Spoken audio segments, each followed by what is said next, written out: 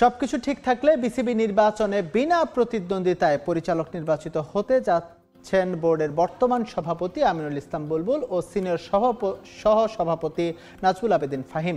ঢাকা বিভাগের জামালপুর জেলা ক্রীড়া সংস্থার আরেক প্রার্থী আব্দুল্লাহ আল ফুয়াদ রেদওয়ানের মনোনয়ন বাতিল ঘোষণা করায় পরিচালক হওয়ার পথে কোনো বাধা নেই তাদের। যদিও এই নিয়ে চ্যালেঞ্জ জানিয়েছেন ফুয়াদ। কাল আপিল গ্রহণ ও শুনানি শেষে নিষ্পত্তি হবে বিষয়টি। জমাকৃত ৫১টি মনোনয়নপত্রের মধ্যে ৪৮টিকে বৈধ বলেছেন রিটার্নিং কর্মকর্তা। কদিন আগেই মোহাম্মদ আশরাফুলকে সরিয়ে ঢাকা বিভাগীয় ক্রীড়া সংস্থার অ্যাডহক কমিটিতে আমিনুল ইসলাম বুলবুল আর জেলা ক্রীড়া সংস্থায় সাথীরা জাকির জেসির পরিবর্তে নাজমুল আবেদিন ফাহিমকে যুক্ত করে জাতীয় ক্রীড়া পরিষদ। ক্রিকেট বোর্ড নির্বাচনে এই দুই হেভিওয়েট প্রার্থীর পাশাপাশি ঢাকা বিভাগ থেকে মনোনয়নপত্র জমা পড়ে আরও একটি। জামালপুর জেলা ক্রীড়া সংস্থা থেকে পরিচালক পদে লড়াইয়ে নাম লেখান আব্দুল্লাহ আল ফুয়াদ রেদওয়ান, কিন্তু বাছাই শেষে জানানো হয় বাতিল হয়েছে তার মনোনয়নপত্র। ৪৮টি মনোনয়নপত্র বৈধ বলে পেয়েছি। ঢাকা বিভাগের একটি মনোনয়নপত্র বাতিল হয়েছে, সেটা হচ্ছে জামালপুর ক্রীড়া সংস্থা SM আব্দুল্লাহ আল ফুয়াদ রেদওয়ান। সমর্থনকারী কাউন্সিলর যিনি ওনাকে সমর্থন করেছেন তার ফর্মে যে প্রদত্ত স্বাক্ষর, মানে কাউন্সিলরশিপের যে প্রদত্ত স্বাক্ষর, তার সাথে মনোনয়ন ফর্মে যে স্বাক্ষর করেছেন সেটা সম্পূর্ণ অমিল পাওয়া গেছে। সেক্ষেত্রে বিসিবির বর্তমান সভাপতি বুলবুল ও সিনিয়র সহ সভাপতি ফাহিমের জন্য রাস্তা পরিষ্কার। ঢাকা বিভাগ থেকে বরাদ্দ 2টি পরিচালক পদ, তাই তাদের প্রতিদ্বন্দ্বিতা ছাড়াই নির্বাচিত হওয়াটা কেবল সময়ের ব্যাপার। সাকিব আল হাসান যেন আর কখনো লাল সবুজ জার্সি গায়ে দিতে না পারে, সেজন্য বিসিবিকে আনুষ্ঠানিকভাবে নির্দেশনা দেবে ক্রীড়া মন্ত্রণালয়। চ্যানেল 24কে নিশ্চিত করেছেন ক্রীড়া উপদেষ্টা আসিফ মাহমুদ। শেখ হাসিনার জন্মদিনে শুভেচ্ছা জানিয়ে পোস্ট দেয়া নিয়ে ভার্চুয়ালি কথার লড়াইয়ে জড়িয়েছেন দুজন। সাকিবও জানিয়েছেন কেন শেখ হাসিনার জন্মদিনের শুভেচ্ছা পোস্ট দিয়েছেন তিনি। আসিফ মাহমুদ সাকিব আল হাসানের ফেসবুক যুদ্ধ, যার শুরুটা রোববার রাতে সাকিবের এক পোস্টকে কেন্দ্র করে। সাবেক প্রধানমন্ত্রী শেখ হাসিনাকে জন্মদিনের শুভেচ্ছা জানান নাম্বার 75। এরপর ক্রীড়া উপদেষ্টা ও সাবেক অধিনায়কের পাল্টাপাল্টি স্ট্যাটাসে উত্তপ্ত হয় সামাজিক যোগাযোগ মাধ্যম। সেখানে সাকিবকে আক্রমণ করেন সার্জিস আলম, হাসনাত আবদুল্লাহ, সাদিক কায়েমের মতো জুলাই বিপ্লবের অগ্রসেনানীরা।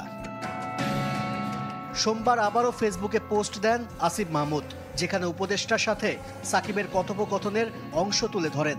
শুধু ভালো ক্রিকেটার বলেই পুনর্বাসনের সুযোগ নেই, স্পষ্ট জানিয়ে দেন। চ্যানেল 24কে নিজের প্রতিক্রিয়া দিয়েছেন আসিফ মাহমুদ। আওয়ামী লীগকে এখনো ধারণ করে বলেই ফ্যাসিস্ট হাসিনার জন্মদিনে শুভেচ্ছা জানিয়েছেন বিশ্বাস ক্রীড়া উপদেষ্টার। যতবার তিনি দেশে আসার জন্য চেয়েছেন এবং খেলার জন্য চেয়েছেন, ততবার তিনি আমাকে বলেছেন যে ভাই আমাকে জোর করে নমিনেশনটা দেওয়া হয়েছে, আমি রাজনীতির সাথে জড়িত না, আমি শুধু এমপি ইলেকশনটা করেছি, এলাকার মানুষের জন্য কাজ করতে চেয়েছি। কিন্তু আসল সত্যটা তো হচ্ছে তিনি আসলেই আওয়ামী লীগের রাজনীতির সাথেই আষ্টেপৃষ্টে জড়িত, যেটা প্রমাণ আমরা পেলাম। যোগাযোগ করা হয় সাকিবের সাথেও। মত প্রকাশের অধিকার সবার আছে বলে মনে করেন তিনি। সে তো সবসময় সিরিয়াসলি খেলা ফলো করছে, খেলা দেখছে কিংবা খেলা করছে, তাই না? খেলার সাথে যুক্ত ছিল এবং খুব ভাবেই অতপ্রত ভাবেই যুক্ত ছিল। তো সেইখান থেকে একটা সম্পর্ক হয়েছে, তো সেটা সেই সম্পর্ক রাজনীতির আগে থেকে। তো সেই জায়গা থেকে আমি একজনকে উইশ করতেই পারি। এশিয়া কাপের 17তম আসর একক আধিপত্য দেখিয়ে টুর্নামেন্টের চ্যাম্পিয়ন হয়ে গেল ভারত। সবচেয়ে বেশি 9টি শিরোপা এখন টিম ইন্ডিয়ার ঘরে। টুর্নামেন্ট জুড়ে সর্বোচ্চ রান, সবচেয়ে বেশি উইকেট, সবকিছুতেই ভারতীয়দের দাপট। Kohinoor corner report. ভারতের 9-9, পাকিস্তানের বিপক্ষে T20-তে 9 ম্যাচে চেস করে শতভাগ জয়। এশিয়া কাপের সবচেয়ে বেশি নিজেদের 9 নম্বর শিরোপা জিতে ভারত মেরে দিল আধিপত্যের সিলমোহর। এই তল্লাটের রাজা একটাই। শেষমেশ ট্রফিহীন বিরল এক সেলিব্রেশনের মধ্য দিয়ে শেষ হয়ে গেল টুর্নামেন্টের 17তম আসর। T20-র বর্তমান চ্যাম্পিয়ন ভারত। এশিয়া কাপে অনুমিতভাবেই তাদের দাপট। তবে এমন একতরফা খেলবে কে জানত? ন্যূনতম কেউ লড়াই পর্যন্ত করতে পারল না সূর্যা কুমারদের সাথে। শুধু যে আনবিটেন থেকেই চ্যাম্পিয়ন তা নয়, ব্যাটে বলে সব জায়গাতেই চলেছে নীল উৎসব। এশিয়া কাপে ভারতের ম্যাচ মানেই ছিল অভিষেক ঝড়। পূর্বাভাস থাকলেও ফাইনালে অবশ্য বলেও আসেনি অভিষেকের সেই ঝড়। তবে টুর্নামেন্ট জুড়ে হায়েস্ট রান গেটারের তালিকায় সবার উপরে এই ইয়াংস্টার। 7 ম্যাচে 200 স্ট্রাইক রেটে ব্যাট করে স্কোরবোর্ডে তুলেছে 314 রান।